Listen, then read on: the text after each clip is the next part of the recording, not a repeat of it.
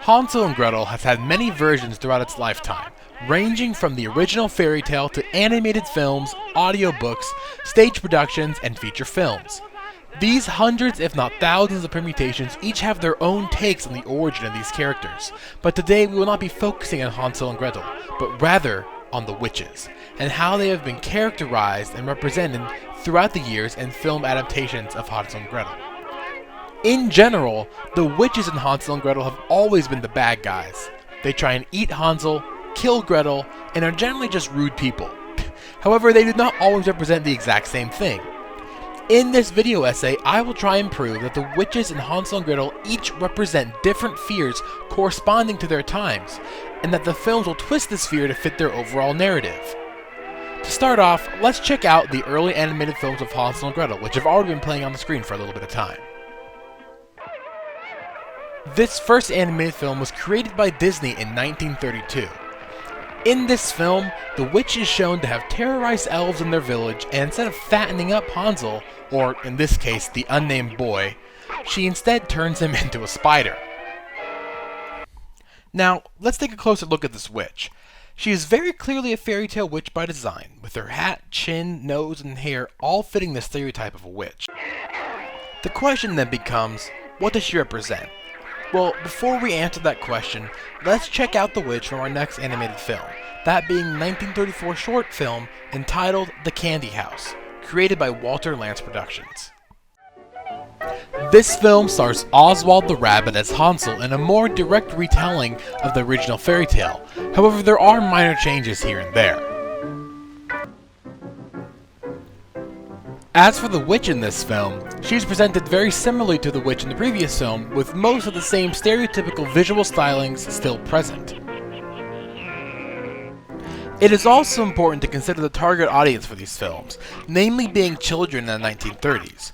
Both of these films are made during the latter half of the Great Depression, which helps explain the relevance of the Hansel and Gretel story, as many children were starving during this time. Furthermore, the witches are both made out to be almost comically ugly, and start by luring the children with promises of happiness only to trick them, possibly representing the failure of adults during this time, or distrust in the government and public institutions. The actions of these witches and the meanings derived from them are perhaps a bit simple. However, I believe that this can be attributed to the short length and musical format that limit more advanced storytelling in these short films. Next up, we have the only German version of Hansel and Gretel that I will be examining in this video, and that is the film Hansel and Gretel from 1954, directed by Walter Janssen. Now, this film is a bit different from the other ones that we're going to see. Hansel and Gretel have a loving family that don't actually give them up, rather they go out into the woods to find money to help their family. Also, there is a bear that stalks them. So, yeah, that's different. And the bear, it sticks around after the witch is gone, and there's also a lot of time after the witch is gone, but, you know, that's something for another time. Yeah, the witch in this film is also a bit different. She not only has a house made of candy, but also of toys, and the things she shows the children are mainly the multitudes of toys she has, not the candy. She is also dressed a lot nicer than the witches in the animated films, looking more like a kindly grandma than a scary witch. And furthermore, when she is pushed into the oven by Gretel and dies, the entire house starts to burn, and Hansel and Gretel find a secret trapdoor that leads to a chest full of gold, which they use to help save their family.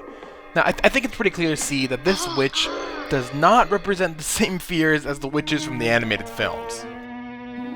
Now, taking into context the time the film was produced, this representation of the witch becomes more understandable, as it was made in 1954 in West Germany, which was still recovering from the damages of World War II. Considering this witch could represent the fear of communism, as she at first looks like a kindly grandma only to turn into a monstrous being that wants to eat the kids. When you also consider that this film has a more tight-knit family unit than the other Hansel and Gretel films, this manifestation of fear becomes a bit more clear, as the witch becomes an outside threat to this family unit, much like communism and the USSR. Next up, we have perhaps the weirdest take on Hansel and Gretel, with that being Tim Burton's Hansel and Gretel from 1983, made as a TV special for the Disney Channel.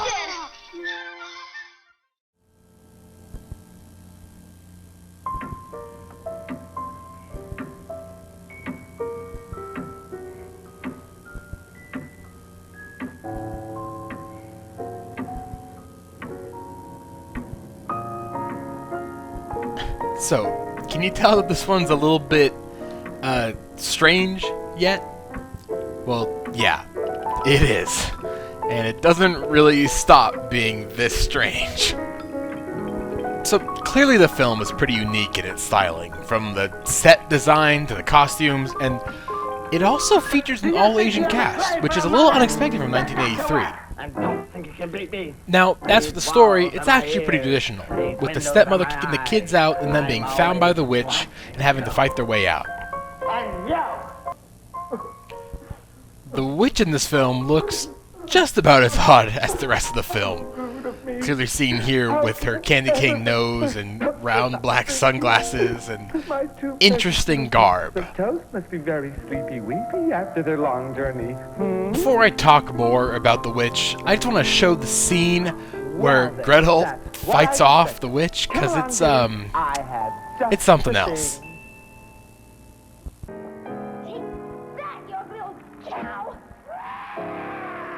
Insect, termite, you'll be the appetizer to my mankind!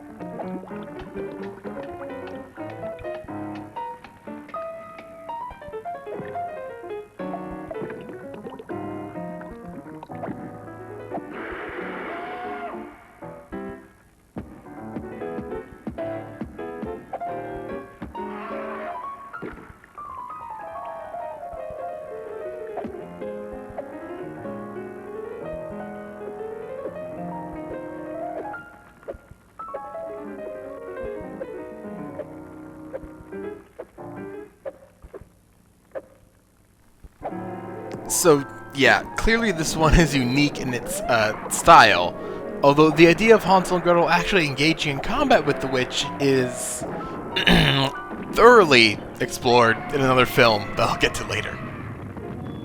Now, as for the question of what this witch represents, well, it's not as clear in this one.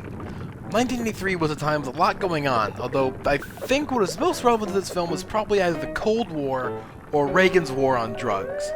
I'm not entirely sure how the Cold War would actually fit into this, but Reagan's war on drugs does kind of fit. You have the witch who has candy and the kids that want the candy, and they go there and the witch ends up getting destroyed by the candy. So, drugs, I guess? I don't know. This movie's really weird, and it seems like Tim Burton wasn't really thinking about the meaning or moral of the story at this time, and more was just trying to make a Hansel and Gretel movie. Now, for our next film, we're going to be talking about Gretel and Hansel, which is actually the most recent of the films that we'll be talking about. This actually came out in 2020. It was produced by Ryan Pictures and Automatic Entertainment and directed by Oz Perkins, and it's actually a horror film. I also want to note that I don't have the rights to access any of the actual film footage, and I only have the trailer as it came out super recently, so I'll just be talking about the plot while we look at the trailer. I'm called Gretel. This film flips the title around, and by doing this shows how it shifts the focus of the story onto Gretel rather than both her and Hansel. Gretel is much older than Hansel in this retelling, and her character does very different things. Now, for one, Gretel actually learns magic from the witches. Yes, multiple witches in this film, and she uses that magic to fight back against them and try and save Hansel. The visual signs of the witches, especially the first one seen in this trailer, make them seem almost nun-like or village-like, at least more ordinary, until they start doing some really freaky stuff. I think the witches in this film are supposed to represent a different type of witch than the others, as they try to induct Gretel into the coven rather than planning on eating her. This also plays into the fear they represent, which, besides the actual fear caused by the scariness of the film, can also be the fear of those who are able to control things outside of traditional power structures, such as the monitoring of personal data in the digital age of information. Now, the final film that we're going to be showing is probably my favorite out of all the films so far, although it also probably has the least amount to do with my overall argument, but that's okay. It's just ridiculous and funny, and I just wanted to show this film. So we're going to start off with the scene, one of my favorite scenes of the movie, and I'm not going to say anything about it, so here we go. Can you hold this?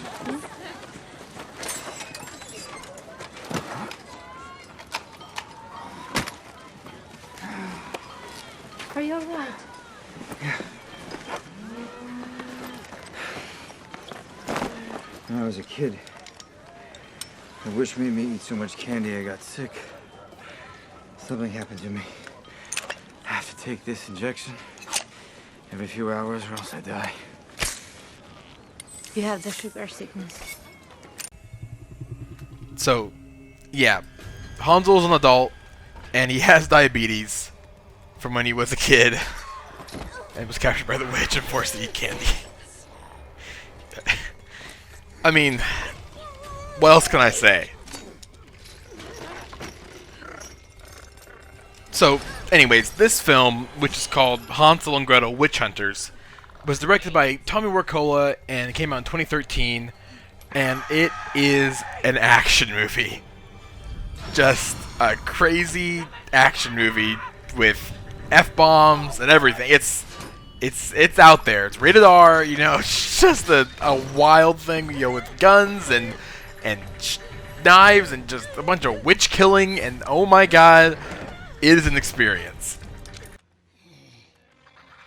As for the overall story, basically Hansel and Gretel get captured by a witch as kids, and then they kill her, and they end up becoming witch hunters, and they are saving some kids that have been taken by witches. Basically, that's like the entire plot of the movie, and it is just crazy. It's wild. I don't really know how this fits into any representations of witches, because all the witches here are like monstrous beings, but they're all just played for action. Like, some of them are like have like 2 heads, and there are other ones that like don't die normally. Like, look at that, like that speck. What is this? What is this supposed to be?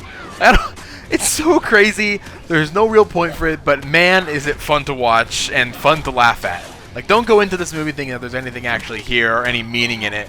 I don't think there's any enjoyment if you take it like that. But if you just come for a crazy action movie where Hansel has diabetes and needs to inject insulin, because whatever, it's a great time. And I think it's the perfect movie to end this video on, just because. I mean, look at it. What is this? I think you can tell how I feel about this movie. So, anyways, thanks for watching this video.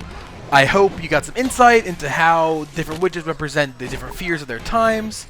I'll have links to all of the original videos down in the description below if you want to check them out yourself. They're pretty interesting and pretty fun to watch.